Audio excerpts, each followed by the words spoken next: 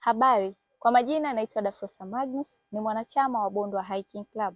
Bondwa Hiking Club ni kikundi cha wapanda milima, wapenda mazoezi, wapenda afya ya akili na mwili, watunza mazingira na ni wadau wakubwa wa utalii wa ndani na nje.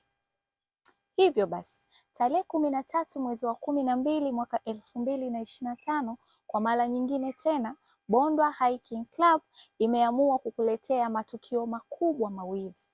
Kutakuwa na Bondwa Bonanza na Bondwa Hiking Club Night of Recognition. Bondwa Bonanza litahusika na michezo mbalimbali, michezo maalum, michezo ya kitofauti, michezo pekee ambayo itaweza kukusisimua kwa mwili, akili.